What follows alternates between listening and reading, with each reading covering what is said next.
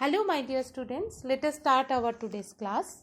Today we will discuss about the mechanism of electricity, that is how an electric current flows in a conductor or wire. Now let us consider a conductor, say copper conductor, and we know any conductor contains a large number of free electrons. So in any normal condition, these free electrons move randomly in all possible directions through the interatomic free space.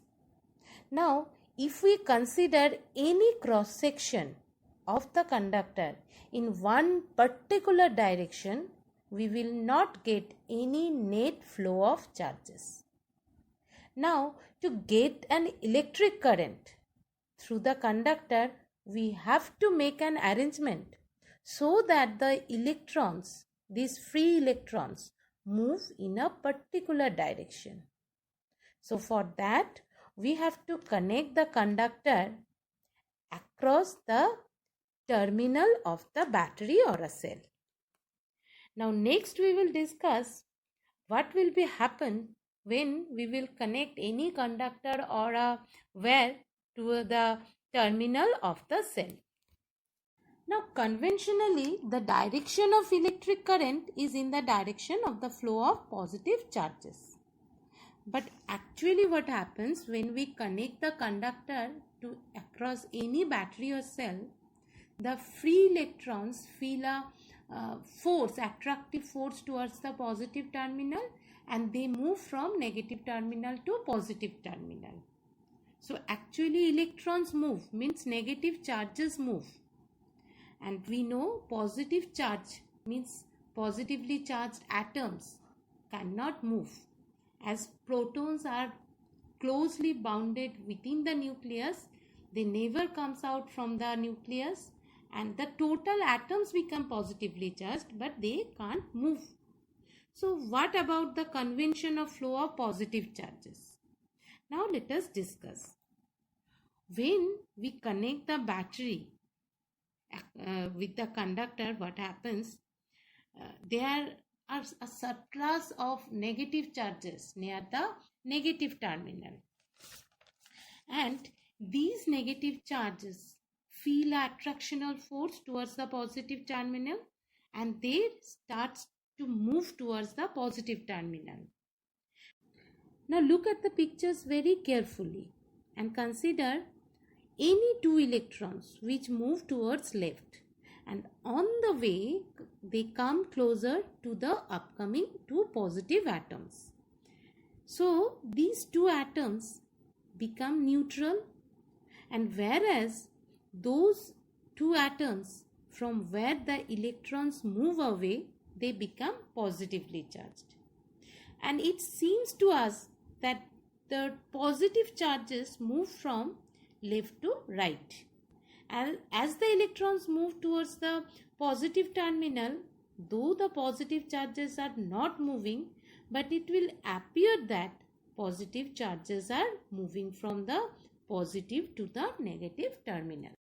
Therefore, the direction of electric current is opposite to the direction of the flow of electrons in the conductor. And conventionally, current flows from positive terminal to the negative terminal of the cell or the battery through the external circuit. So now I think it is clear to you. Normally electrons move from the negative terminal to positive terminal, but conventionally the direction of electric current is along the direction of flow of positive charges. So we will consider the opposite direction of the flow of electron is the direction of conventional current. So current moves from positive to negative terminal. Clear? Now remember this point very carefully. Electric potential difference is the cause and the electric current is the effect. Now what is electric circuit? An electric circuit is a closed conducting path containing a source of electric energy, that is a cell or battery, and a device or element or load utilizing the electric energy. Means in a circuit, we need one battery, connecting wire, and any electrical device which will utilize the energy supplied from the battery. Next, we will discuss what is open electric circuit. Actually, in open electric circuit, there will be a key which we will not connect. If there is a discontinuation in any electric circuit, current will not flow through the circuit. That is an open electric circuit. Therefore, an electric circuit through which no electric current flows is known as open electric circuit. Now, for closed electric circuit, if we close the key, then current will flow from positive terminal to negative terminal, and here we have connected one bulb as a electric device.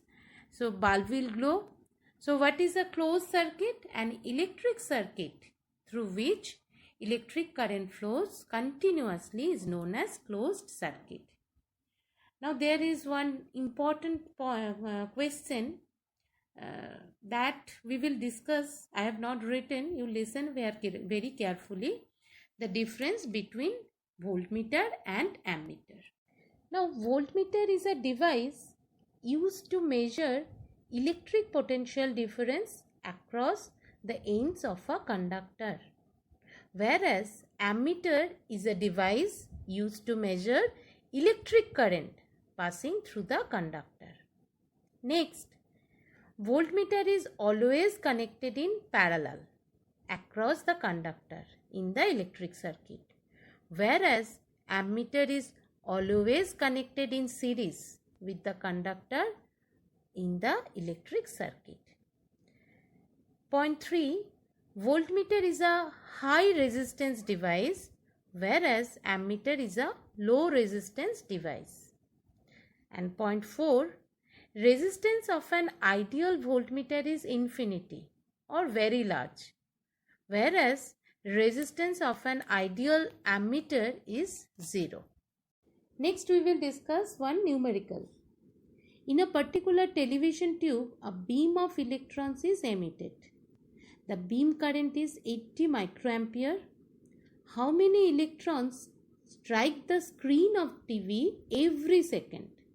And also find the total charge striking the screen in 2 minutes. Now let us discuss the solution.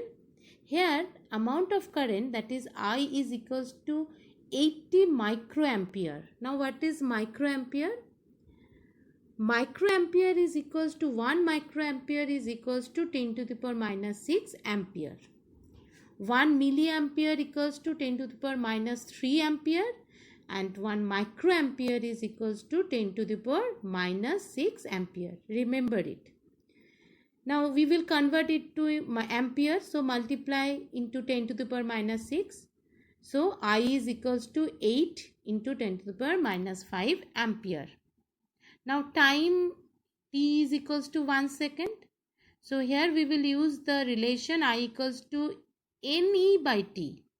Therefore, number of electrons N equals to I into T by E. Now just substitute the value of I, T and E. What we will get? The number of electrons striking the screen every second is 5 into 10 to the power 14. Now next, what is the amount of charge striking the screen in 2 minutes? For that we will use I equals to Q by T or Q equals to IT. Here just I equals to what we have already derived, 8 into 10 to the power minus 5 ampere, and time is equals to 2 into 60 seconds. So just substitute them and we will get 9600 into 10 to the power minus 6 coulomb or 9600 microcoulomb. Now this much is for today. Thank you.